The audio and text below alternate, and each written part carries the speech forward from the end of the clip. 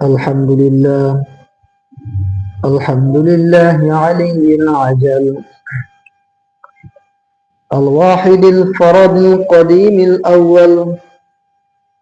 الحمد لله الذي قرب من اختار من عباده إلى حضرة وداود واصطفى واجتبى من أحبابه من صلح لحضر افتر به وسقاه من صفوة شهابة مصطفى. فسبحان الذي أسرى بعبده ليلا من المسجد الحرام إلى المسجد الأقصى. صدق الله العظيم. الحمد لله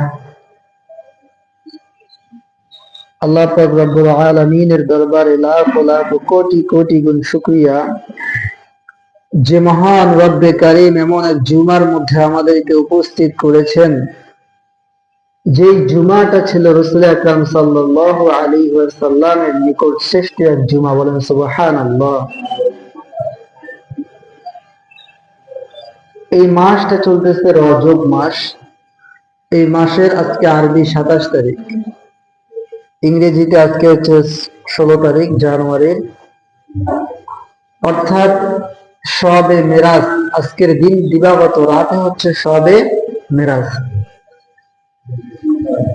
শবে মেরাজ সম্বন্ধে আমরা দুটি আলোচনা শুনবো ইনশাআল্লাহ। সব মানে হচ্ছে রাত, আর মেরাজ মানে হচ্ছে ভ্রমণ, অর্থাৎ শবে মেরাজ মানে হচ্ছে ভ্রমণের রাত।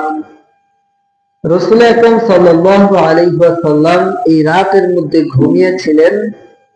আল্লাহ পাক রব্বুল আলামিন